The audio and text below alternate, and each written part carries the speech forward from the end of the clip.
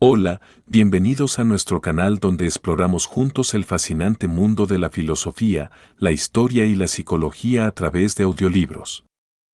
Si te gusta nuestro contenido, no olvides suscribirte y activar las notificaciones para no perderte ningún video. Además, nos encantaría escuchar tus ideas y dudas en los comentarios. Tu participación enriquece nuestra comunidad de aprendizaje. Disfruta del video y no olvides compartirlo con tus amigos. Conforme a su temática, el libro no se ha ocupado de los llamados discursos religiosos de Kierkegaard, de aquellos escritos teológicos positivos que acompañan a los filosóficos negativos, la negación de la filosofía. No obstante, su intención era la interpretación de la obra de Kierkegaard como un todo. En él, estética no significa mera teoría del arte, sino, dicho hegelianamente, una posición del pensamiento en relación a la objetividad. Theodor W. Adorno. Kierkegaard. La construcción de lo estético. EPUB R1, 0. Turolero 10 de mayo de 15. Título original, Gesammelte Schriften in 20 Banden. 2. Kierkegaard. Construcción des Ästhetischen. Theodor W. Adorno, 1979.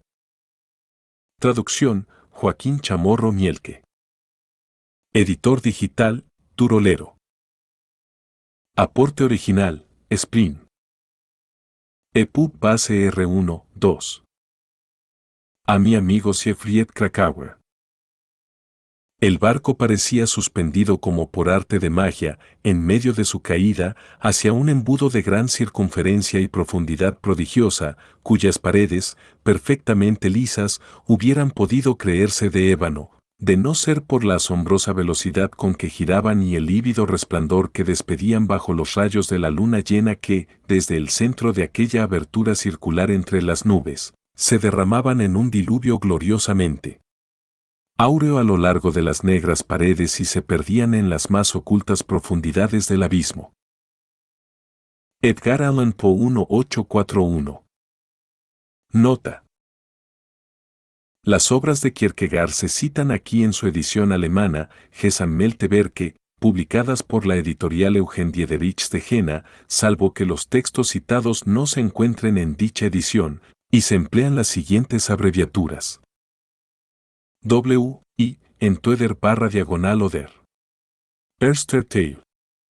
Con un epílogo de Christopher Schrempf. Traducción de Wolfgang Pfleiderer y Christopher Schrempf. 1911. W. 2. Entweder /oder. Zweiter Teil. Con un epílogo de Christopher Schrempf. Traducción de Wolfgang Pfleiderer y Christopher Schrempf. 1913. W. 3. Fortune Zittern. Wiederholung. Con un epílogo de Hermann Gottsched. Traducción de H. Sequetels y H. Gottsched, segunda ed corregida, 1909. W. 4. Stadien auf dem Lebensweg. Con un epílogo de Christopher Schrempf. Traducción de Christopher Schrempf y Wolfgang Pfleiderer. 1914. W. V. Der Begriff der Angst. Traducción de CHR, Christoph S. Schrempf. 1923. W. B. Philosophische Brocken. Ablesen de unwissenschaftliche Nachschrift. Erster Teil. Con un epílogo de CHR, Christoph S. Schrempf. Traducción de CHR. S. Schrempf y H. Hermann Gottsched. 1910. W. 7. Ablesen de unwissenschaftliche Nachschrift. Zweiter Teil. Traducción de H. Hermann Gottsched. 1910. W. 8. Die Krankheit zum Tode. Traducción y epílogo de H. Hermann Gottsched. 1911. W. 9. Eine Bund im Christentum. Traducción de H. Hermann Gottsched. 1912. X. Der Gesichtspunkt für Menschwirksamkeit als Schriftsteller. Zwei kleine Tisch religiöse Wandlungen. Über Menschwirksamkeit als Schriftsteller. Traducción de A. Dorne y CHR, Istov, Schrempf, con un epílogo de CHR, Schrempf. 1922. 11. Sursaugsprovund der Gegenwart am Beofen. Traducción de Adorne y CHR, Istov, Schrempf. Con un epílogo de CHR, Schrempf. 1922.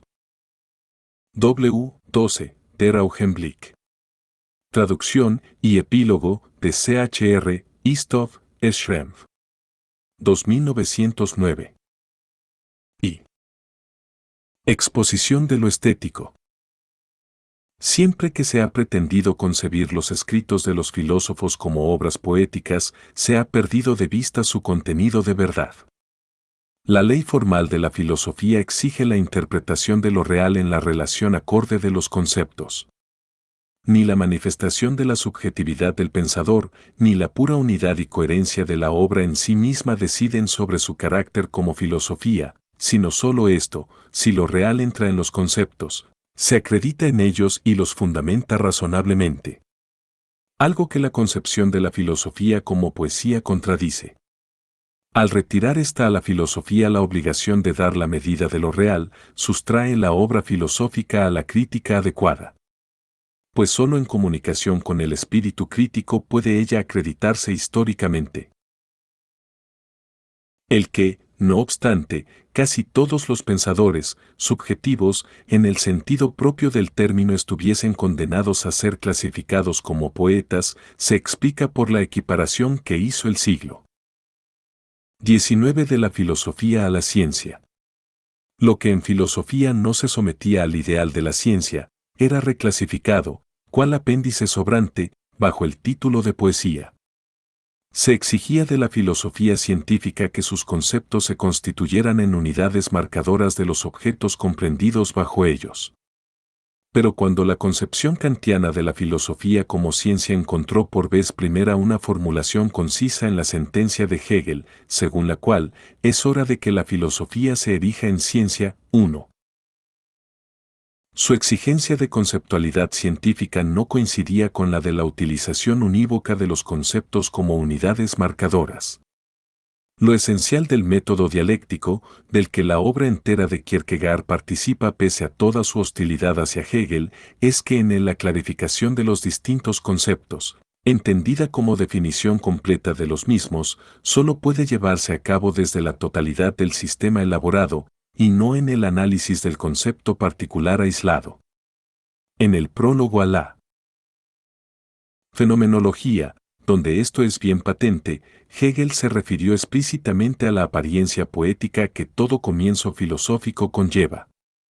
La conciencia, echa de menos en la nueva figura que se manifiesta la expansión y la especificación del contenido, y aún echa más de menos el desarrollo completo de la forma que permite determinar con seguridad las diferencias y ordenarlas en sus relaciones fijas.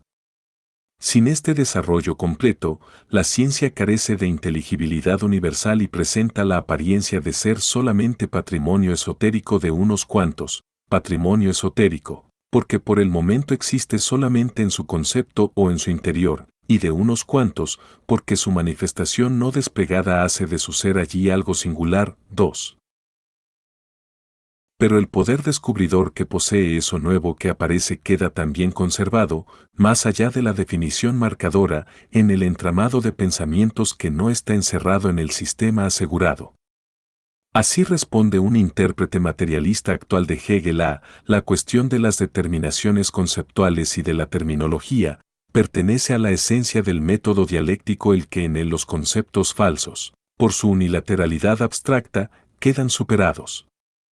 Pero este proceso de superación hace a la vez necesario que se siga operando ininterrumpidamente con estos conceptos unilaterales, abstractos, falsos. Que los conceptos sean conducidos hacia su correcto significado menos por una definición que por la función metódica que adquieren en la totalidad como momentos superados. 3. La propia totalidad no es necesaria para conferir a los conceptos dialécticos su función descubridora en la conexión del pensamiento.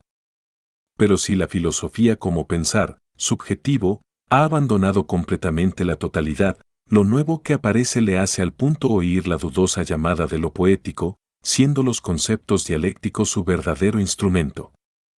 La filosofía no se distingue de la ciencia solamente por ser una ciencia superior que reúne en un sistema los enunciados más universales de las ciencias subordinadas. Ella construye ideas que ponen en claro y parcelan la masa de lo meramente existente y en torno a las cuales los elementos de lo existente cristalizan en conocimientos. Estas ideas tienen su exposición en los conceptos dialécticos. En cuanto a una filosofía que tiene este origen es tolerantemente tenida por poesía, la extrañeza de sus ideas, en la cual se manifiesta su poder sobre lo real, es rechazada junto con la seriedad de su pretensión. Sus conceptos dialécticos son considerados ingredientes metafóricamente decorativos que el rigor científico puede apartar a voluntad. De ese modo queda desvalorizada. Todo lo que, en la filosofía, no va directo a la cosa, es llamado poesía. Incluso cuando se reconoce y aprueba el poetizar filosófico. Gottsched, el traductor de Kierkegaard, no solo piensa que en la repetición, el momento estético aparece representado del modo más brillante en las partes divertidas y en las partes serias, 4, sino también que, este filósofo esencialmente seco es, aunque no haya dejado ni un solo verso, no solo un artista del lenguaje que tañe su querida lengua materna como un fino instrumento y le arranca los tonos más variados, sino también un poeta cuya lira está provista de las cuerdas más vigorosas y más delicadas, más sombrías y más estimulantes. 5. El elogio deshonra tanto a la filosofía como a la poesía. Para evitar la mera posibilidad de confusiones como la de Gottsched, la primera exigencia de una construcción de lo estético en la filosofía de Kierkegaard es separar a esta de la poesía. Respecto a la reivindicación poética, la obra de Kierkegaard es ambigua. Maliciosamente se presta a todo malentendido que inicie en el lector un proceso de apropiación de sus contenidos. La dialéctica en las cosas es para Kierkegaard a la vez dialéctica de la comunicación. En esta, la obra reivindica engañosamente el título de lo poético para luego negarlo. En la obra póstuma titulada Punto de vista explicativo de mi labor como escritor se hace llamar sin contradicción, por un poeta ficticio, un genio en una pequeña ciudad. 6. La fórmula resuena aún en Theodor Hacker, quien en un temprano trabajo suyo dice de la producción de Kierkegaard publicada bajo seudónimo que puede ser considerada como una obra colectiva escrita no por distintos hombres de ciencia, sino por distintos genios. 7.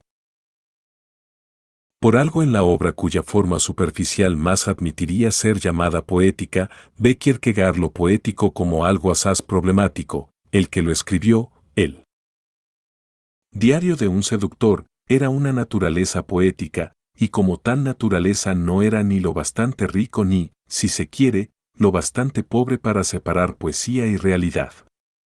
Primero gozó personalmente de lo estético, luego de su personalidad estéticamente. Poseyó lo poético con la misma ambigüedad en la que transcurrió su vida entera. 8. La imagen ambigua desfigura en el límite la del filósofo que Kierkegaard imaginaba ser. Por otro lado, Kierkegaard echa al poeta lejos de sí. Yo no soy un poeta, yo solo procedo dialécticamente. 9.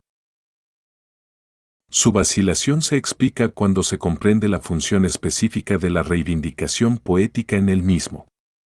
Poéticas son para él las tesis todas de su teología en la medida en que no están derivadas apodícticamente del contenido doctrinal del cristianismo. Como escritor soy un genio de una clase un tanto particular, ni más ni menos, absolutamente sin autoridad, y por eso continuamente abocado a anularse a sí mismo para no convertirse en autoridad para nadie.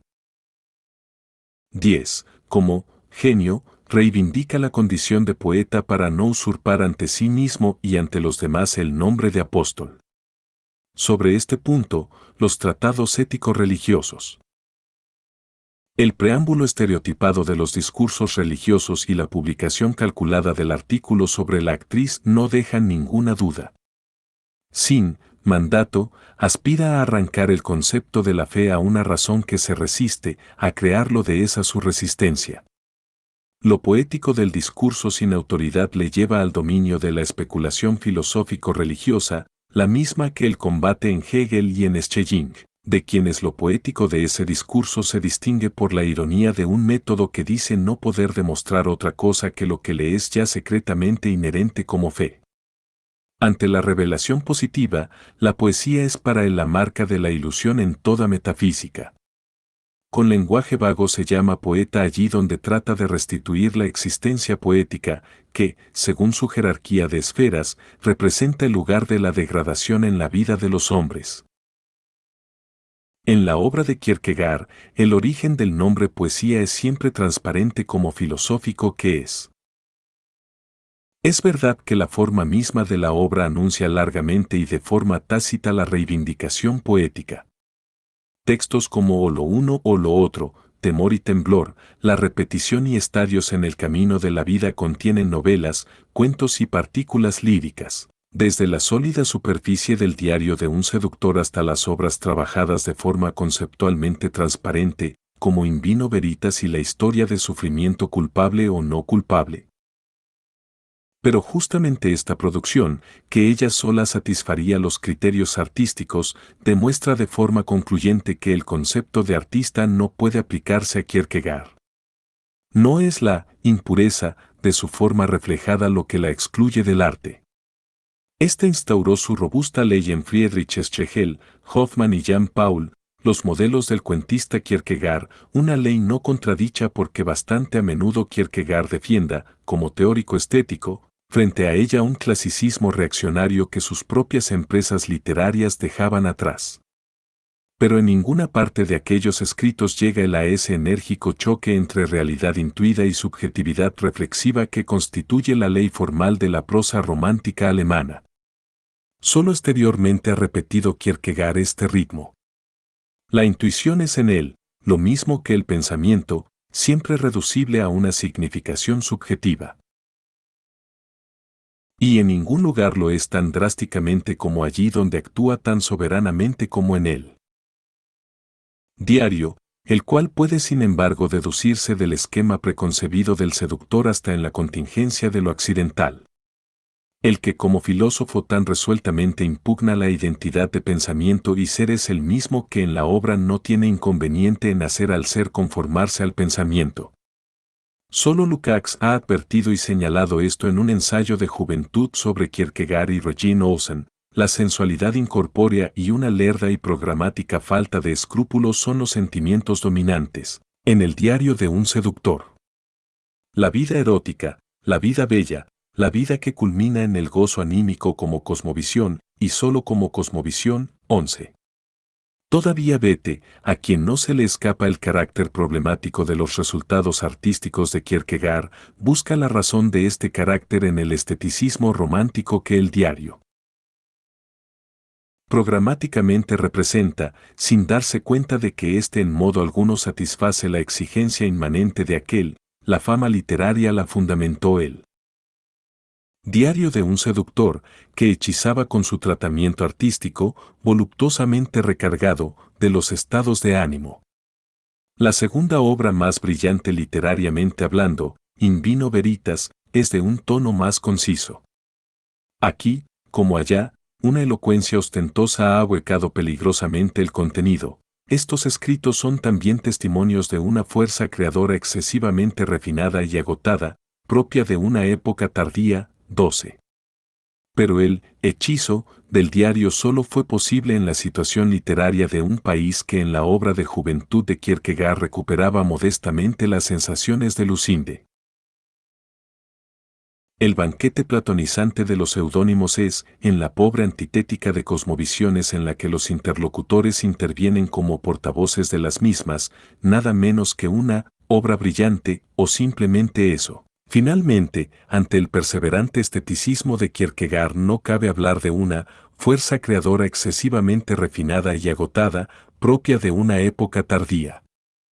Los motivos cosmovisivos del diario pueden desprenderse de su envoltura romántica sin que se pierda ni uno solo de ellos, pero también sin que quede un solo resto de la envoltura de la intuición.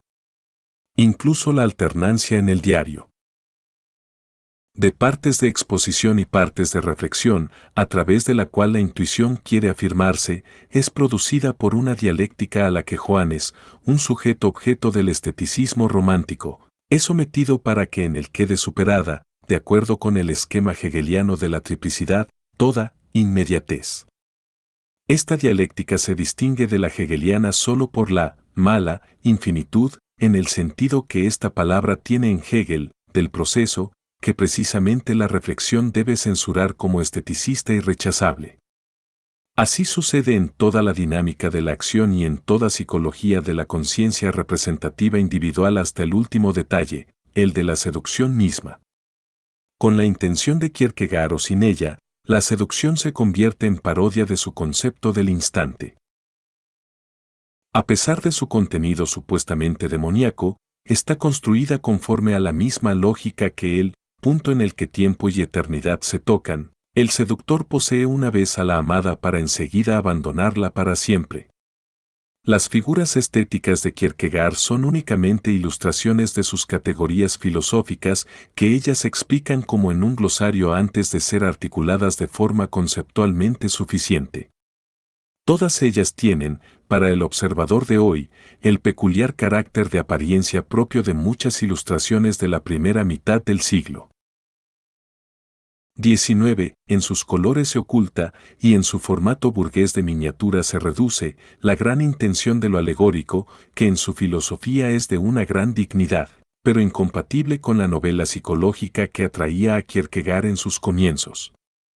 Si en su último trabajo novelesco, Una historia de sufrimiento, Kierkegaard manifiesta ya en la disposición externa la alternancia de inmediatez y reflexión y apenas viste de anécdotas el esqueleto de la conceptualidad, al que finalmente, en el epílogo de Taciturnus, deja totalmente desnudo de ellas, pudo haber hecho esto movido no solo por la intención filosófica que desconsideradamente se manifiesta, sino también por el conocimiento de la insuficiencia de su proceder estético ficcional. El esqueleto conceptual es idéntico en las tres exposiciones de la vida erótica, el diario, la repetición y una historia de sufrimiento. Y lo es de otra manera que la que su concepto de repetición admitiría. 3 veces exhibe con rigidez alegórica la imagen enigmáticamente vacía de su amor ruinoso. La ruina de ese amor arrastra consigo todo lo que aparece a la apariencia. Ante ese amor, los hombres se reducen a máscaras y el lenguaje suena como en los diálogos operísticos, quien pone su cabeza a reposar en la colina de los elfos, ve a los elfos en sueños. No sé si esto es así. Pero sí sé que cuando mi cabeza reposa en tu seno y no cierro los ojos, sino que alzo la vista hacia ti, veo el rostro de un ángel. 13. Y en el banquete de los seudónimos es inevitablemente conjurada la escena de Don Juan, el ánimo exaltado de los participantes, el ruido de la fiesta, el espumoso regocijo del champán, el torrente de ingenio que manaba de los inspirados oradores. Todo eso tenía que despertar, en la apacible seguridad y el silencio de un rincón aislado del mundo, a la vida del recuerdo. 14. Finalmente, la catástrofe inminente, tan pronto como estuvieron juntos, las puertas se abrieron de par en par. Un mar de luz inundó a los que entraban, el aire fresco traía un aroma delicioso, y 1000 detalles excitantes anunciaban que allí reinaba un gusto exquisito. 15. No es casual que la impotencia artística de Kierkegaard eligiera preferentemente el arte y los artistas como objeto. En ello se anuncia uno de los motivos centrales de la apariencia en el siglo XIX. Como artista no le interesa dar forma a los contenidos de las cosas que encuentra, sino la reflexión del proceso artístico y del hombre artista en sí mismos. La consiguiente conversión del arte en objeto de sí mismo está ya prefigurada en el idealismo estético del primer Schelling y en Schopenhauer, y finalmente se impone de forma destructiva en Wagner y en Nietzsche.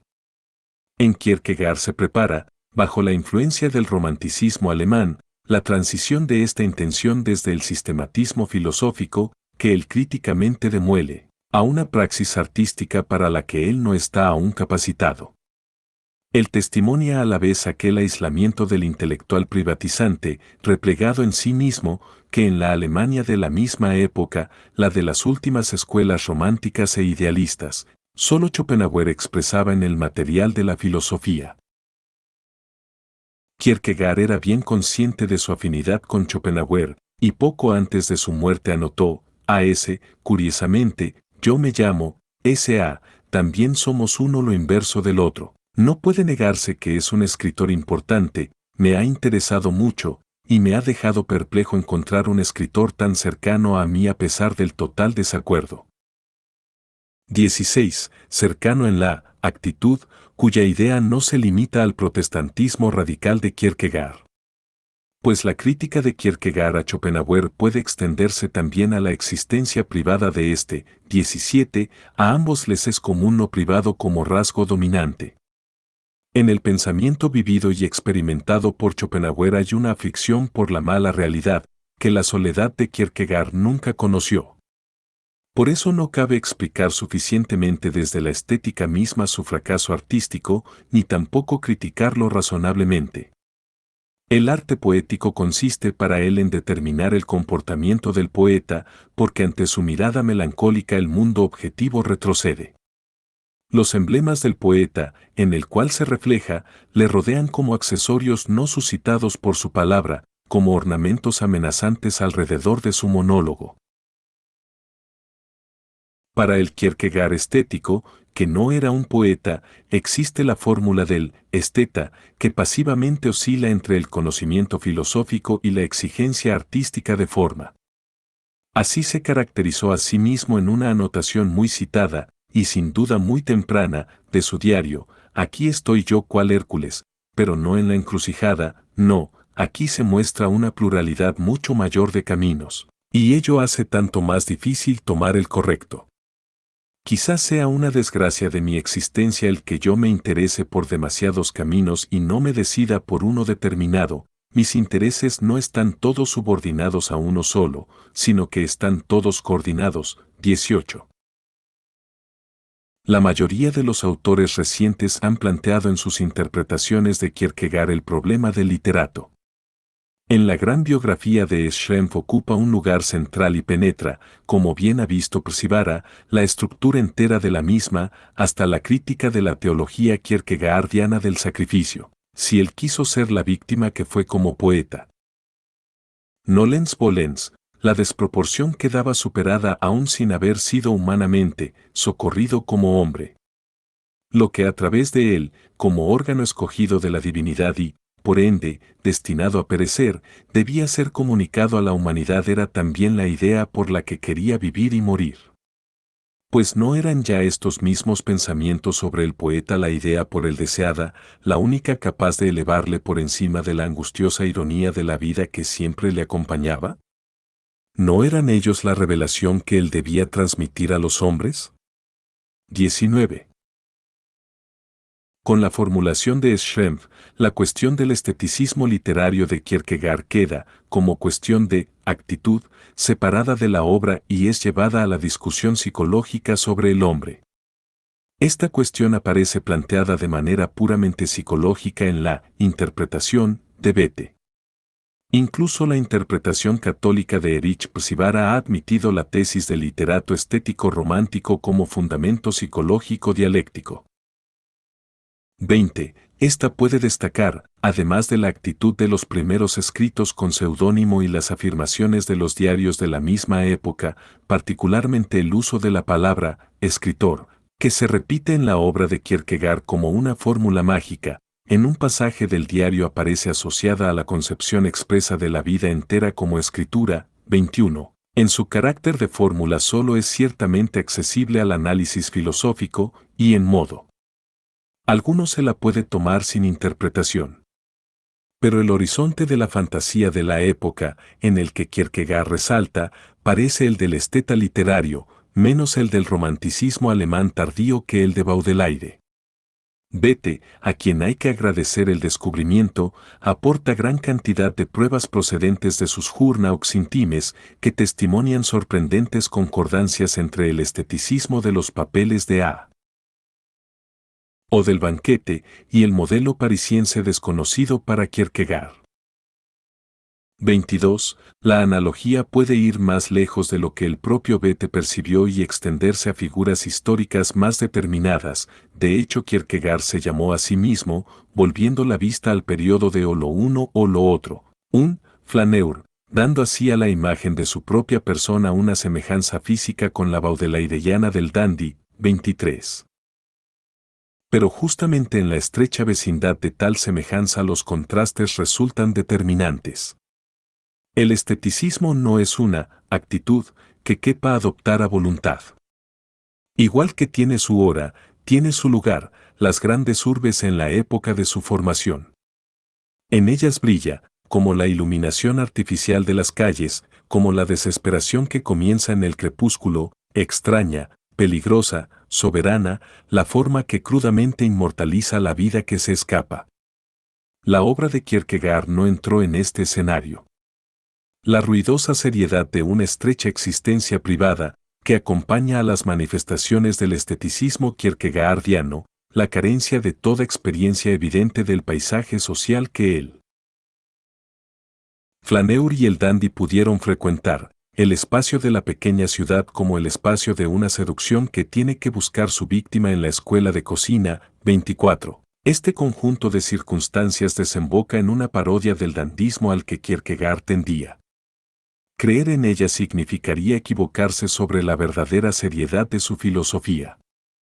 Por eso no cabe rebatir la sólida sabiduría de Schrempf, quien, más ingenuamente que cualquiera de los autores versados en la materia, percibe en la primera parte de o lo uno o lo otro un esteticismo afectado, coqueto y bobo, y se lo reprocha al estético A, cuya seriedad estética no le protege ni siquiera de la puerilidad y la necedad. 25. El seductor reconoce bastante ingenuamente: yo soy un estético, un erótico, que ha comprendido lo principal y esencial del amor, que cree en el amor y lo conoce a fondo, que solamente se reserva la opinión privada de que una historia de amor dura como mucho medio año y de que una relación amorosa está acabada cuando se ha gozado de ella hasta el final. 26. O simplemente, en un pasaje de In Vino Veritas, pues en un banquete se trata principalmente de comer y de beber, y la mujer no puede participar en él, eso sería antiestético. 27.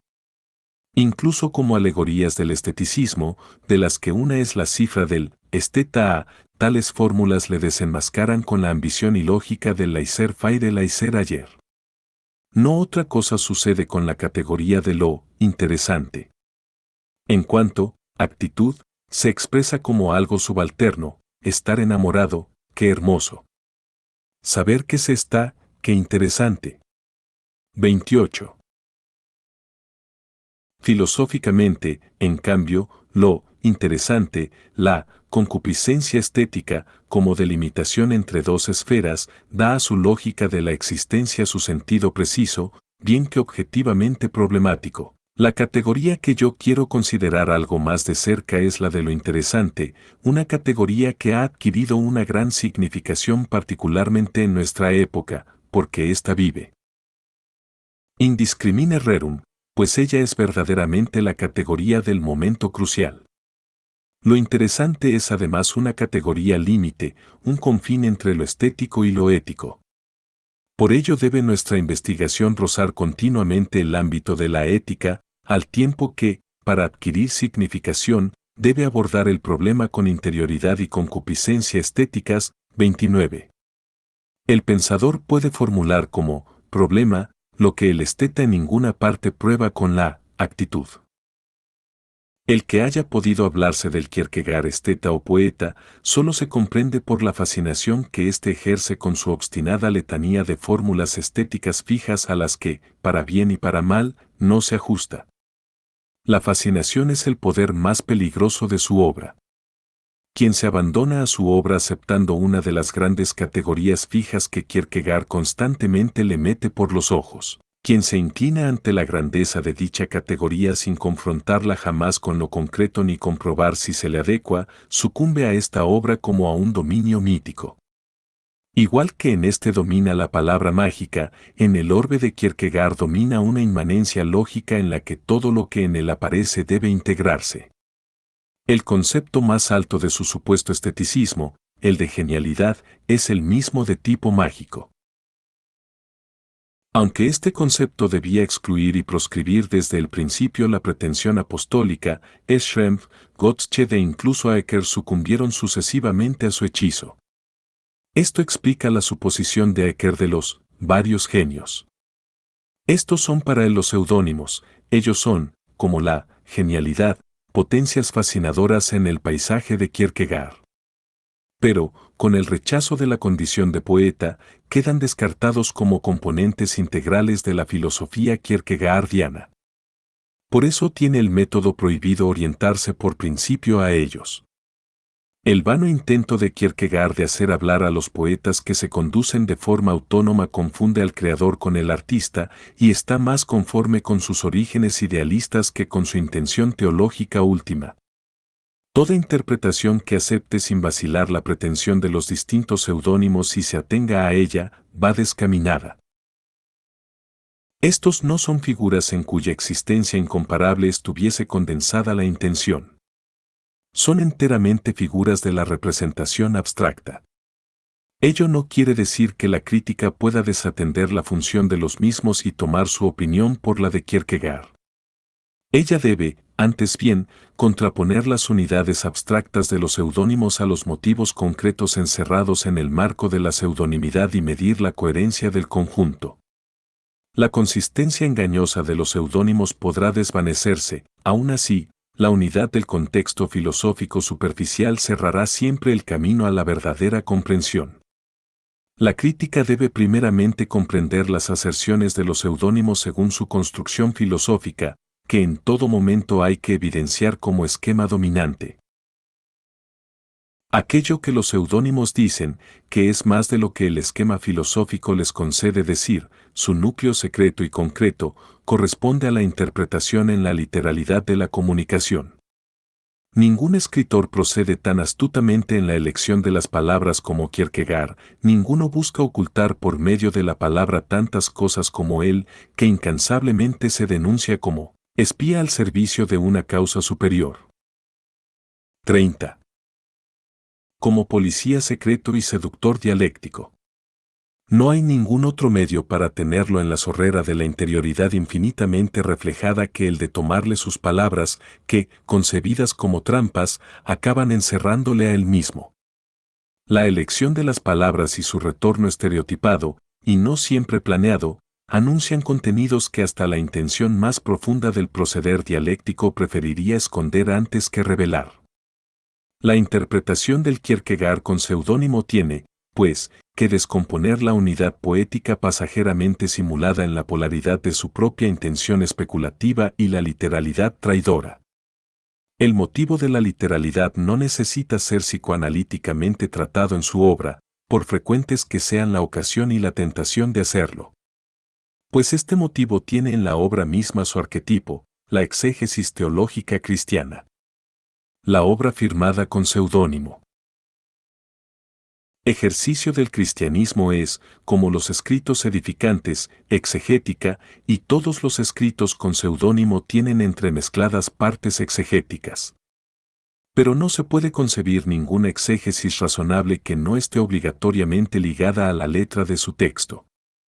Su modelo en Kierkegaard es la interpretación literal de la doctrina de la parusía. En el ejercicio, la existencia entera de la Iglesia aquí en la tierra se convierte en un paréntesis o algo parentético en la vida de Cristo. El contenido del paréntesis empieza con la ascensión de Cristo y acaba con su regreso. 31. Desconocería la seriedad exegética de Kierkegaard quien viera anulada la dignidad de la letra por el recurso psicológico a la pseudonimia. Pues en todas partes sus aserciones se comunican con textos que él reconocía como sagrados. Las aserciones singulares de los seudónimos deben ser tomadas literalmente dentro de su respectiva construcción según la lógica de las esferas, como aclaraciones relativas a las formas de existencia estética, ética y religiosa, que al mismo tiempo tienen su límite en la literalidad. El procedimiento exegético debe ocuparse primero, contra el exegeta Kierkegaard, de la metafórica. Mientras que los objetos metafóricamente designados por Kierkegaard deben ser clarificados por la lógica de sus esferas, las metáforas literales poseen autonomía. Aquí se filtran los contenidos míticos de su filosofía, que la clara arquitectura de la lógica de las esferas en vano quiere desterrar. Su fuerza se muestra precisamente en sus más grandes concepciones, allí donde contenido y expresión más profundamente se enlazan. Así, en el pasaje de la enfermedad mortal donde se lee, del mismo modo que en los cuentos el duende se esfuma a través de una rendija que nadie puede ver, así también la desesperación tiende a habitar, y tanto más cuanto más espiritual, en una exterioridad detrás de la cual a nadie se le ocurriría buscarla. 32. La comparación, que por lo demás pone ella misma al descubierto la ruptura entre contexto superficial y contenido oculto, quiere expresar con la figura de cuento del duende que desaparece el disimulo de la desesperación, ya que, un exterior que se correspondiera con lo interior encerrado sería una contradicción en los términos, pues lo que con ello se corresponde no haría más que revelarlo. 33. Pero en la palabra, duende, se anuncia a la vez, de forma mítica y personificada, aquello que, en el orden conceptual general, actúa en la categoría de lo demoníaco de la enfermedad mortal. Pero que sólo como algo vivo y encarnado constituye el verdadero objeto de la demonología kierkegaardiana. Bajo la presión de su subjetivismo, las imágenes objetivas a cuya interpretación sus escritos están propiamente dedicados se han volatilizado en esta clase de metáforas. Ellas deben ser reducidas, fuera de esta metafórica, a su verdadera realidad. Por mucho que, en el ocultamiento demoníaco de Kierkegaard, el método parezca aproximarse al psicoanalítico, como método filosófico debe distinguirse de este de forma bien precisa para que el mismo no ceda a la demonía. Pues hasta ahora el psicoanálisis sitúa aún al hombre en una perfecta inmanencia y explica cada uno de sus impulsos por el contexto total de su vida consciente. Pero con su doctrina de la existencia y su propio personalismo radical, Kierkegaard induce a componer la inmanencia individual humana de forma autónoma y cerrada, tanto como el psicoanálisis quiere arrancarla del conflicto de los impulsos como conocimiento.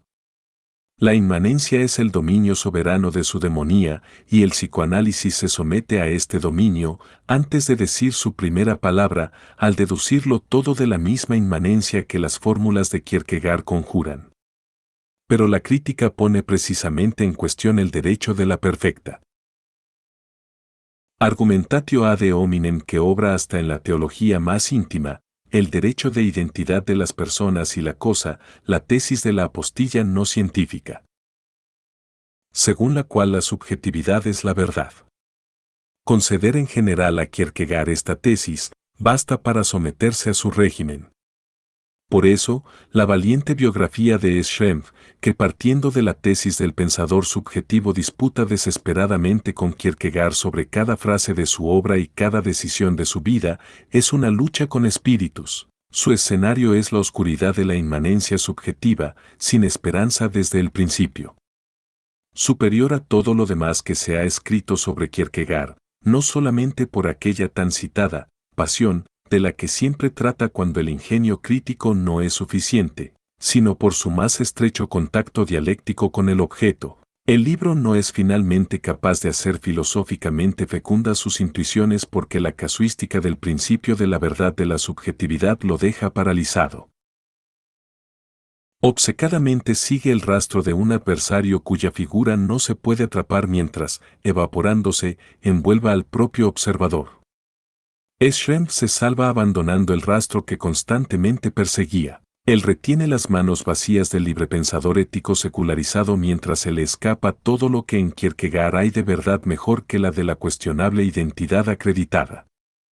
Hay que conservar la proximidad a la que por primera vez Schrempf llegó, arrancar toda comprensión de Kierkegaard al propio universo kierkegaardiano. Pero esta solo deviene verdad cuando se sustrae a su hechizo y se mantiene en su singularidad. Cierto que la persona de Kierkegaard no se puede ahuyentar de la obra simplemente con la forma de proceder de una filosofía objetiva de la que no en vano era Kierkegaard un encarnizado enemigo.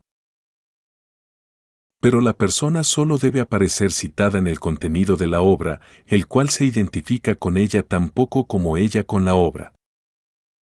Por eso, la construcción de lo estético en Kierkegaard no debe partir del esteta.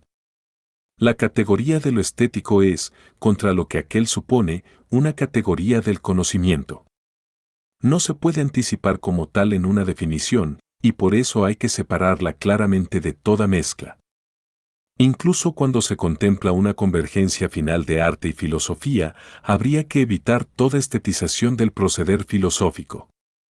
Cuanto más puramente cristaliza la forma filosófica como tal, más firmemente excluye toda metafórica que la aproxime exteriormente al arte, y más puede ella, en virtud de su ley formal, afirmarse artísticamente. Hay que empezar buscando los equívocos del término estético en Kierkegaard. La síntesis de sus significados no puede encontrarse ni en el arte ni en la actitud de Kierkegaard, solo puede ser construida a partir de los elementos purificados. De estos hay que distinguir tres que siempre aparecen confundidos. En primer lugar, estético es en Kierkegaard, como en el uso general del lenguaje, el dominio de las obras de arte y de la consideración teórica del arte. 34. Así en la mayoría de las partes del primer volumen de O lo uno o lo otro, en el gran ensayo sobre Don Juan, en el breve e importante tratado sobre el reflejo de lo trágico antiguo en lo trágico moderno, en las siluetas de personajes dramáticos, en la interpretación del primer amor. Describe. Ellas indican ya, en la elección de los objetos, el segundo empleo, central en Kierkegaard, del término, lo estético como actitud o, en su lenguaje posterior, esfera. El seductor sensual representa la tesis dialéctica en antítesis con el Juanes reflejado. Las voces de Maribe o Marchais, Elvire y Gretchen responden tristes a la llamada de la seducción. Totalmente aparente es el amor por mero recuerdo en la comedia de Escribe. Pero los ensayos pueden ser a la vez considerados, en cuanto piezas de teoría del arte, como autónomos, independientes de la intención del seudónimo eremita o del anónimo A. El artículo sobre lo trágico principalmente contiene motivos que reaparecen inalterados en la teología de Kierkegaard. Y el artículo sobre la actriz no se identifica con los planes maquiavélicos de su publicación. Él evoca claramente la teoría ética kierkegaardiana del envejecimiento en el matrimonio, que no merma el amor y contradice la concepción de lo estético como mera presencia e inmediatez, tal como Kierkegaard la desarrolló, y de forma cada vez más consecuente en la exposición de la esfera. Lo estético como lo artístico pudo haberse amalgamado en el Kierkegaard maduro con la fórmula de lo poético, con cuyo uso quería el afirmarse como alguien sin autoridad. De otro modo no se entendería que hubiera declarado estética toda su obra seudónima anterior a las migajas, y también los escritos manifiestamente teológicos, como Temor y Temblor y el concepto de la angustia. Ya en O lo uno o lo otro definió Kierkegaard expresamente la segunda manera de emplear el término, lo estético en el hombre es aquello por lo cual él es inmediatamente lo que él es. Lo ético en él es aquello por lo cual se convierte en lo que se convierte. El que vive en y de lo estético, por y para lo estético en él, vive estéticamente. 35. Desde el punto de vista de la actitud ética, la actitud estética aparece en Kierkegaard como un no decidirse. Luego, la actitud ética retrocederá y quedará detrás de su doctrina de lo religioso paradójico. Con él, salto, a la fe, lo estético se convierte deprecativamente, de grado en el proceso dialéctico, el del no decidirse, en pura y simple inmediatez de la criatura. Pues precisamente esta inmediatez debe ser rota por la paradoja, de la cual constituye lo contrario absoluto. Con ello, lo estético como arte, que en los primeros escritos aún afirma, al menos dialécticamente, su derecho, se somete finalmente, aunque con reservas, al veredicto. Al cambio terminológico corresponden los ataques al arte que comienzan con él. Ejercicio y que poco tienen ya en común con el anterior rechazo de la existencia estética. La tercera manera de emplear el término ocupa un lugar marginal en el lenguaje de Kierkegaard. Se encuentra solamente en la apostilla conclusiva no científica. Aquí, lo estético queda referido a la forma de la comunicación subjetiva y se legitima en el concepto kierkegaardiano de existencia. El pensador subjetivo tiene, como pensador existente, un interés esencial en su propio pensamiento, en el cual existe. Por eso hay en su pensamiento una forma distinta de reflexión, a saber, la de la interioridad, la de la propiedad, por las cuales este pensamiento pertenece al sujeto y a nadie más. 36.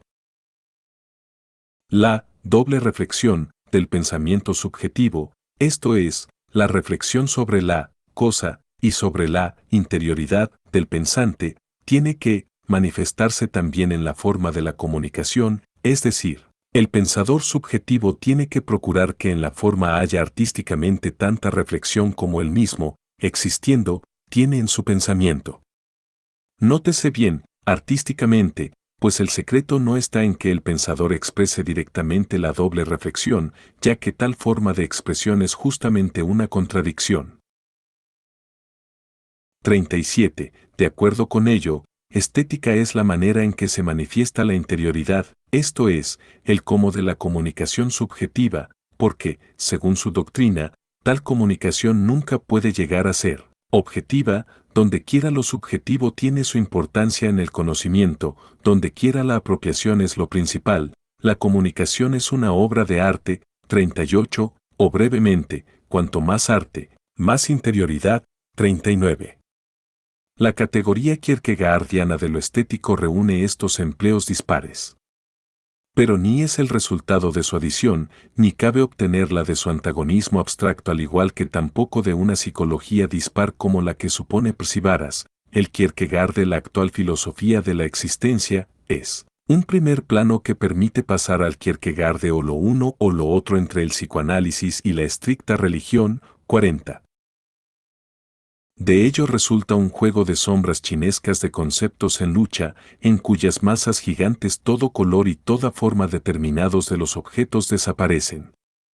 Nunca los pomposos conflictos de lo universal alcanzan el verdadero estado de cosas. Este solo puede obtenerse en las células concretas de la dialéctica, la misma que la propia obra de Kierkegaard despliega. La vaguedad de la categoría no se puede corregir con un método general, sino solo con una intuición aguzada de los fenómenos particulares. La categoría se ofrece a esta intuición de la manera aparentemente más práctica allí donde comunica con el uso histórico del lenguaje, en la doctrina de lo bello, en la estética explícita del primer volumen de O lo uno o lo otro. Pero sus contenidos específicos no permiten suponer que aquí esté la llave del cofre categorial. En el conjunto del pensamiento de Kierkegaard, la estética está aislada. Ella fija de forma rudimentaria una fase de su filosofía, de la que, por ejemplo, la polémica contra Andersen es un documento. Ella se aleja del auténtico Kierkegaard ya por la neutralidad con que considera el arte y sus exigencias sin plantear seriamente la cuestión del derecho que las fundamenta. ¿Podrá la neutralidad ser admitida en la dialéctica como neutralidad de la actitud estética? En sí misma solo fragmentariamente mostrará conexión con la dialéctica. En el primer volumen de O lo uno o lo otro, la máscara seudónima no es más que un breve antifaz que en ninguna parte oculta suficientemente unos rasgos mezcla de especulación estética ingenua y doctrina cristiana positiva. Con razón dice Schrempf que emplea también constantemente en la primera parte ideas cristianas, hasta el punto de que uno se asombra de observar que este hombre frívolo piensa de una manera notablemente cristiana. 41. O, cabe añadir, como estético, con los conceptos de la estética kantiana e idealista poskantiana, los de lo finito, lo infinito y la contradicción, que en la dialéctica kierkegaardiana no sufren ninguna corrección importante. Ellos envuelven con amplias mallas las configuraciones artísticas. De ellos se obtienen las determinaciones tanto de lo trágico como de lo cómico. Ambos últimos están construidos conforme al principio formal de contradicción en el sentido hegeliano, no discutido por la crítica kierkegaardiana de Hegel, pues al descansar lo cómico de forma natural en oposiciones contradictorias, tanto de los fines en sí mismos como del contenido de los mismos con la contingencia de la subjetividad y de las circunstancias exteriores, la acción cómica necesita, más imperiosamente que la trágica, de una resolución. Pues la contradicción entre lo verdadero en y para sí y su realidad individual resalta mucho más en la acción cómica. 42. La tragedia y la comedia, que coinciden en la condición formal de la contradicción, las distingue Kierkegaard según la relación que en cada una mantienen entre sí la finitud y la infinitud como momentos contradictorios. Trágico es para él lo finito que entra en conflicto con lo infinito y, medido por él, es juzgado según la medida infinita. Cómico es lo infinito que se enreda en lo finito y sucumbe a las determinaciones de la finitud. Esto lo ilustra Taciturnus en el comentario de una historia de sufrimiento con un ejemplo erótico. Lo trágico es que dos amantes no se entiendan, lo cómico es que dos que mutuamente no se entienden, mutuamente se amen. 43. La dialéctica de estas determinaciones básicas no va más allá de su solución formal. Por eso mantiene Kierkegaard una definición de lo bello equivalente a la kantiana, que Wilhelm expresa como la tesis de su adversario A, representante oficial de la estética kierkegaardiana. Bello es lo que tiene su teleología en sí mismo. 44. El vacío del concepto de contradicción se manifiesta en las determinaciones triviales, que a nada comprometen, de la tragedia y la comedia. La cosa es bien sencilla. Lo cómico está presente en cada estadio de la vida, solo que su puesto es cada vez distinto, pues donde quiera hay vida hay contradicción, y donde hay contradicción está presente lo cómico. Lo trágico y lo cómico son lo mismo en la medida en que ambos designan la contradicción, pero lo trágico es la contradicción dolorosa, y lo cómico la contradicción indolora. 45. El que, sin embargo, el concepto dialéctico central de contradicción no sea enteramente compatible con la definición formal idealista de lo bello, es algo que no se le escapa a Kierkegaard. Contra la tradición estética formal intenta jugar la carta de la estética hegeliana del contenido. Hubo una escuela de estéticos que, acentuando unilateralmente la forma, fue la causante del malentendido opuesto.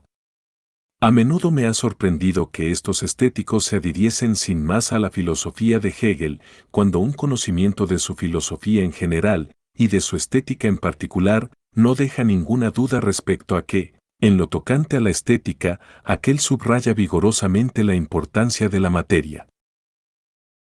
46. Algo muy apropiado a la estética formal sería una lírica vana y sin objeto. Dios sabe cuáles son las lecturas de los jóvenes versificadores de hoy. Su estudio seguro que consiste en aprender rimas de memoria. Dios sabe qué importancia tienen en la existencia. Por ahora no sabría decir si ellos son útiles para otra cosa que para ofrecer una prueba edificante de la inmortalidad del alma, pues de ellos se puede sin duda decir lo que bajesen del poeta municipal Kildevalle. Si él llega a ser inmortal, lo seremos todos. 47. Sin embargo, en la estética del contenido solo aparentemente lleva a cabo Kierkegaard la corrección del formalismo. Pues siempre que la estética se apoya en el dualismo de forma y contenido, sin evidenciar en el análisis que hace tanto de las formas como de los contenidos la recíproca producción de uno por otro, necesariamente se impone a la teoría el primado del principio formal. Kierkegaard se mantiene sin reservas en aquella dualidad, a la vez que anuncia su propio clasicismo. Lo feliz, del acierto estético, tiene dos factores. Es una feliz circunstancia el que la más señalada de las materias épicas le estuviese deparada a Homero. El acento recae aquí tanto en Homero como en la materia. En este punto encuentro esa profunda armonía que nos permiten escuchar todas las producciones que llamamos clásicas. Y lo mismo ocurre con Mozart, es una feliz circunstancia el que una materia musical única en el sentido más profundo no encontrase a otro que a Mozart. 48. A la rígida divergencia de formas y contenidos solo se impone el primado de la forma, y es este el que inmediatamente vuelve a conculcar el derecho propio y reconocido de los contenidos. Y ello mediante un principio de selección. Kierkegaard distingue entre contenidos estéticos y contenidos no estéticos. Ello quita a los contenidos toda sustancia específica, en la elección, la subjetividad se convierte en el momento dominante ya con la predisposición del material, y los contenidos que reclamarían contra ella sus derechos desaparecen. A pesar del pretendido procedimiento dialéctico, Kierkegaard se queda en verdad por detrás de Kant y de Schiller. Bajo el incólume principio formal de ambos autores, todos los objetos son posibles objetos del arte con tal de que se les imponga la forma, y por lo mismo que el principio formal es incapaz de despertar su propia sustancia, no cierra a ésta el paso. Ello permite comprender por qué Nebel, Flaubert e Ibsen pueden aparecer motivos realistas bajo la envoltura del principio formal. Pero Kierkegaard atribuye a los objetos un derecho propio, aunque lo manipule para que los más apremiantes queden, en atención a ellos mismos, excluidos de la elaboración, los de la experiencia social. Ante el realismo incipiente de los años 40 queda su aviso, la poesía hace un intento tras otro de producir una impresión de realidad, lo cual es totalmente apoético. La especulación quiere siempre alcanzar la realidad dentro de su dominio. 49. Las consecuencias se tornan drásticas en los estadios, siendo rechazadas como propias de la actitud estética, pero sin que Kierkegaard les discuta su derecho intraestético, la estética declara orgullosa, y en esto es simplemente consecuente, la enfermedad no es ningún motivo poético, la poesía no debe ser un hospital. Esto es cierto. Así debe ser, solo un chapucero utilizará estéticamente la enfermedad. Solo la salud es amable, dice Friedrich Schlegel, y tiene toda la razón desde el punto de vista de la estética. Parecida debe ser la posición de la poesía respecto a la pobreza.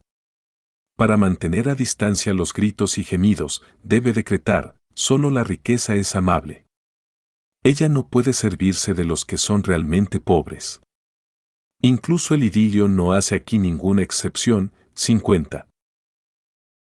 Con lo cual, la posibilidad de una psicología artística queda restringida y privada de sus verdaderos objetos. Es fácil ver por qué lo estético vuelve consecuentemente cómico todo atormentarse a sí mismo. Aquí no hace más que ser consecuente. La estética supone una relación directa entre fuerza y sufrimiento. La fuerza está en el hombre, el sufrimiento le viene a éste de fuera. Por eso puede y debe preservar a su héroe del deseo enfermizo de atormentarse a sí mismo. Que el héroe tome la dirección al interior, solo puede interpretarlo como una deserción, y como no puede fusilar al desertor, lo hace aparecer ridículo. 51. Así trasciende la estética de Kierkegaard del contenido hacia la actitud estética. Si para él la existencia estética es la de la mera inmediatez, esta constituye para él el único objeto de la poesía. La poesía tiene que tratar con la inmediatez. Por eso no puede concebir una duplicidad.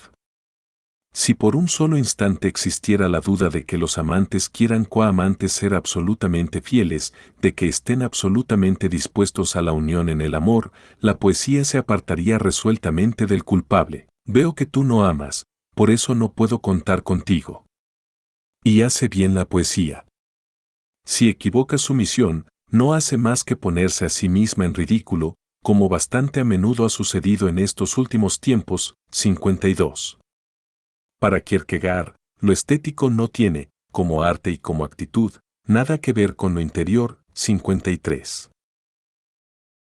Ello modela la grotesca figura de su estética. Cuando la subjetividad autónoma, que elige, conculca el derecho de los objetos, el precio que debe pagar por ese acto es ella misma. No le está permitido formarse en su ser concreto como objeto artístico, en los objetos se reencuentra solamente como esquema de ideas previas y recibidas que no provienen de ella, como tampoco ella se pone verdaderamente a prueba en ellas.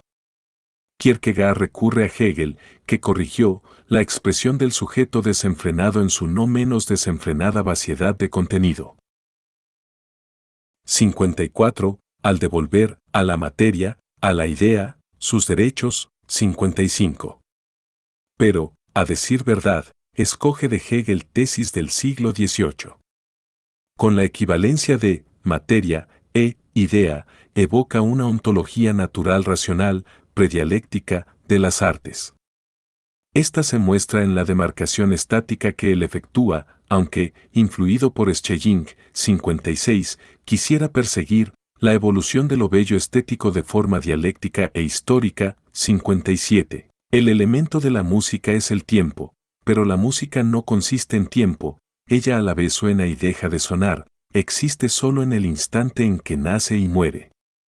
De todas las artes es la poesía la que más hace valer el significado del tiempo, y por eso es la más perfecta de las artes. 58. La taxonomía de las artes es tan antigua como inadecuada a la forma de las mismas. Pues el tiempo se cuenta entre las condiciones constitutivas de la música. En su disposición formal, en la alternancia de lo repetido y lo nuevo, en los conceptos de la elaboración motívica y la elaboración temática y en toda su tectónica, se producen, justamente en virtud de su curso temporal, relaciones que objetivan el sonar efímero, el particular momento musical aislado, en una duración. Es completamente absurdo afirmar, como hace Kierkegaard, que la música solamente existe en la medida en que es repetida.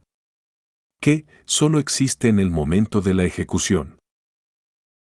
59. En el texto que se lee como un texto literario, la música tiene existencia independientemente de la ejecución actual. Kierkegaard acepta, a pesar de su concepción contraria a ella. 60. La clasificación de las artes según el material.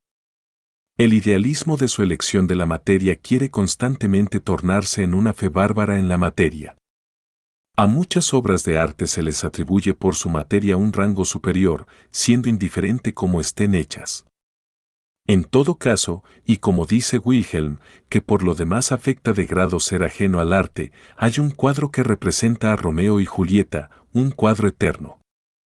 No hago ningún juicio sobre su valor artístico, sobre la belleza de sus formas y colores, para eso no tengo ni el sentido artístico ni la formación artística que se necesitan. Es un cuadro eterno porque representa a una pareja de amantes y hace intuir lo esencial de su relación. Julieta está echada en actitud de adoración a los pies del amado. 61. Lo que la estética de los afectos establecía en el siglo XVIII como lo adecuado a la gran práctica artística se queda aquí en apologías de miserables cuadros de género. Por cierto, que Hegel muestra el origen de esta disposición, se ha dicho que las verdaderas obras de arte, por ejemplo las Madonas de Rafael, no gozan de veneración, ni reciben la multitud de ofrendas que otras imágenes malas, que son buscadas con más afán y constituyen el objeto de la mayor devoción y largueza. La piedad pasa de largo junto a aquellas, cuando debiera sentirse íntimamente atraída y cautivada por ellas, pero tales pretensiones son cosa extraña allí donde solo existe el sentimiento de la sujeción sin conciencia y el embotamiento servil. El arte ha surgido ya del principio de la Iglesia. 62. Pero no en vano resuena en Hegel el motivo teológico que hace comprensible la grosería de los excesos kierkegaardianos con la estética de la materia. Y este es la representación de la imagen santa, del símbolo, en el sentido más preciso, cuya materia predomina como contenido de verdad y hace estallar la forma inmanente, como el último Kierkegaard expuso en el relato sobre la imagen del crucificado. Este motivo se vuelve contra la estética misma. Donde Kierkegaard se aferra a la dualidad de forma y contenido, tal dualidad conserva su carácter idealista. La estética del contenido queda formalistamente bajo el signo de la grandeza de los objetos, Aquellos estéticos que ponían unilateralmente el acento en la forma artística han ampliado de tal manera este concepto, que el panteón del clasicismo semeja un trastero lleno de baratijas y bagatelas clásicas y ha desaparecido por completo la representación espontánea de una galería seria y fría con unas pocas figuras, pero imponentes y expresivas. Cualquier futilidad artísticamente realizada es, según esa estética, una obra clásica segura de su absoluta inmortalidad. Tales menudencias tenían su lugar en este montaje, y aunque generalmente se odiaban las paradojas, no inquietaba la paradoja de que en el arte lo más pequeño fuese lo más grande. La causa de todo esto era el vicio de acentuar unilateralmente la forma. Tal estética solo pudo mantenerse durante un tiempo determinado, el que tardó en advertir que su época se burlaba de ella y de sus obras clásicas. Esta concepción fue una forma de radicalismo en el terreno de la estética, el mismo que de forma análoga se manifestó en otros muchos terrenos. 63. Aquí, la grandeza atribuible al objeto es lo que el sujeto trascendental le imprime como idea y totalidad. La escuela hegeliana, a la que Kierkegaard debe la estética del contenido y la categoría de totalidad, supo dar cuenta de los centros de la intuición artística.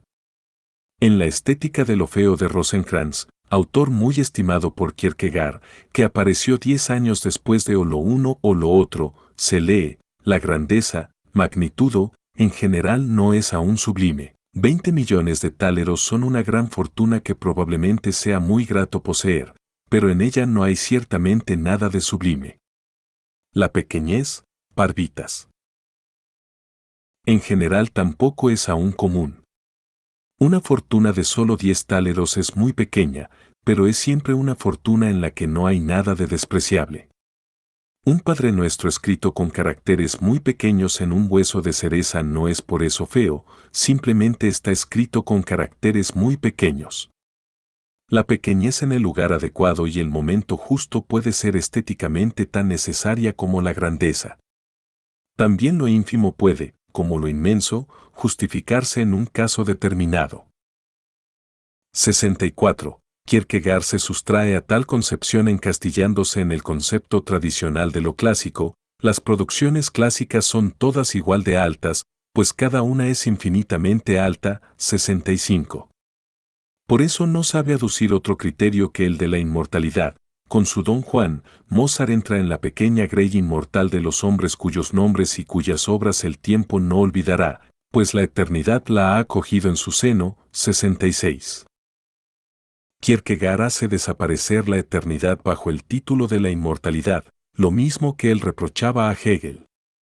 En el arte está, para él, ligada a la abstracción. Yo creo, por el contrario, que las siguientes consideraciones abren perspectivas a una clasificación que es útil precisamente porque es enteramente accidental. Cuanto más abstracta y pobre es la idea, más abstracto y pobre es el medio, es decir, el material artístico, como el sonido y el lenguaje, mayor la probabilidad de que no surja una repetición, y mayor la probabilidad de que la idea que ha encontrado su expresión la haya encontrado de una vez y para siempre. 67. Esto es, de que la obra sea inmortal. Lo abstracto es definido como lo invariante en el tiempo, y lo concreto como lo históricamente determinado. 68. Las ideas estéticas son para el Universalia Post-Ram, obtenidos por eliminación de los elementos históricos específicos. De ese modo, su estética cae en un nominalismo que acaba hurtando a ésta su objeto. Lo que verdaderamente dura en las obras de arte no es lo que por abstracción ha escapado al tiempo, que en su vacío más bien sucumbe a él. Se afirman los motivos cuya eternidad oculta, inmersa en lo más profundo de la constelación de lo temporal, más fielmente se conserva en sus cifras. Las obras de arte no obedecen al poder de la universalidad de las ideas. Su centro es lo temporal y particular, a lo cual se orientan y de lo cual son figuras. Lo que ellas más propiamente significan, lo significan únicamente en la figuración. El esquema de las artes según lo abstracto y lo concreto es, junto con la jerarquía de su eternidad, inesencial porque en toda práctica artística se exige concreción y ésta en modo alguno está limitada al lenguaje. Una vez más la música contradice las determinaciones de Kierkegaard. Es verdad que Kierkegaard la concibe en cierto sentido como lenguaje, el reino por mí conocido, hasta cuyos límites extremos quiero ir para descubrir la música, es el lenguaje. Si se quisiera ordenar los distintos medios de modo que representasen un proceso evolutivo, habría que colocar el lenguaje justo al lado de la música, por eso se ha dicho que la música es un lenguaje, y esto es más que una observación ingeniosa. 69. Pero él piensa la relación entre música y lenguaje como mera analogía, fundada únicamente en el carácter del órgano del que ambas se sirven. La música es, aparte del lenguaje, el único medio que se dirige al oído. 70. Su diferencia equivale a la que existe entre lo abstracto y lo concreto, pero ¿qué se quiere decir con que el medio es más o menos concreto? Sencillamente que se aproxima, o parece aproximarse, más o menos al lenguaje. 71. E inversamente, ¿cuál es la idea más abstracta? La idea más abstracta que puede pensarse es la genialidad sensible. ¿Y qué medio permite su representación? Únicamente la música. 72. Poco importa el derecho a llamar a la genialidad sensible la idea más abstracta, la definición de la música como el material más abstracto lleva a consecuencias absurdas. De ella se deduce que Don Juan es la única y exclusiva obra maestra de la música, no de otro modo que Hegel deduce que el Estado prusiano es la realización de la razón universal, la unidad realizada de esta idea, de la genialidad sensible, y la forma que le corresponde la tenemos ahora en él. Don Juan de Mozart. Y precisamente porque la idea es tan sumamente abstracta, y porque también el medio es abstracto, no hay ninguna probabilidad de que Mozart encuentre un competidor. La suerte de Mozart es haber recibido una materia que es en sí misma absolutamente musical, por eso, si otro compositor quisiera rivalizar con Mozart, no podría hacer otra cosa que volver a componer el Don Juan. Don Juan es y será único en su género, en el mismo sentido en que lo son las obras clásicas de la escultura griega. Pero la idea del Don Juan es más abstracta que la idea que fundamenta la escultura, de ahí que en la escultura tengamos muchas obras y en la música, en cambio, una sola. Sin duda se pueden señalar también en la música muchas obras clásicas, pero solo existe una de la que se pueda decir que su idea es absolutamente musical, una en la que la música no interviene como acompañamiento, sino como revelación de la idea, como revelación de su más íntima esencia. Por eso está Mozart con su Don Juan por encima de todos aquellos inmortales. 73. No cabe llevar más lejos el idealismo estético, ante la unidad de la idea, del concepto universal y vacío de contenido de genialidad sensible. Todas las diferencias cualitativas en las que el arte tiene su sustentación se reducen, y únicamente queda, tristemente sola, una obra maestra canónicamente entendida como totalidad acabada y definitiva. La música permanece arbitrariamente reservada a una demonía abstracta, y sobre la música, absoluta, cae, como más tarde en la escuela de George, este veredicto: cuando el lenguaje calla y la música empieza, cuando, como se dice, todo se vuelve música, se demuestra que no se ha avanzado, sino retrocedido. De ahí que yo, y quizá los propios entendidos en música me comprendan, nunca me haya sentido especialmente atraído por la música sublime, que cree poder prescindir de la palabra. Esta música suele suponer que se halla a mayor altura que la palabra, cuando la verdad es que se halla a menor altura que ella. 74. El mismo Kierkegaard que tan a menudo cree apreciar en la imagen de Mozart los contornos de la historia futura de la música, el mismo que en el Don Giovanni escuchaba la demonía del poder elemental de la naturaleza, que hasta Wagner no quedaría musicalmente liberado, e interpretaba la ópera bufa según un esquema hermenéutico romántico que se realizaría después de él, ese mismo Kierkegaard no habría podido aprobar, de acuerdo con la doctrina de su estética musical, ningún movimiento de Beethoven. Sus intuiciones musicales, como la descripción de la obertura de Don Juan, que solo encontraría un paralelo en los comentarios de Nietzsche a la obertura de los maestros cantores, le fueron concedidas a pesar de su propia teoría. La jerarquía de las artes solo le permitía obtener conocimientos teóricos suficientes en el dominio del lenguaje. Su estética dualista de la forma y el contenido encuentra así su expresión más congrua en la filosofía del lenguaje, en aquella doctrina de la comunicación que implica la tercera forma de emplear el término estético. El idealismo de la estética de Kierkegaard llega aquí hasta su fundamento filosófico. Lo artístico consiste en la reduplicación del contenido en la forma, y hay que evitar especialmente las manifestaciones sobre lo artístico hechas de una forma inadecuada. 75. Pero, como mera reduplicación, lo estético puede separarse del contenido y ser algo superfluo, añadidura de la subjetividad a un ser que permanece ajeno a ella y que ella no puede alcanzar más que imprimiéndole exteriormente su sello en la comunicación. Contra toda pretensión de la interioridad, a ésta no le es concedida la unidad inmediata con su objeto en la forma artística. La idea errónea de ciertos intérpretes de Kierkegaard, según la cual lo artístico en él se sitúa en el ornamento y no en la cosa, ha sido propiciada por su estética teórica. Esta tiene su origen en la constelación en la que aparecen los elementos fundamentales de toda filosofía idealista y, por ende, de la kierkegaardiana, sujeto y objeto.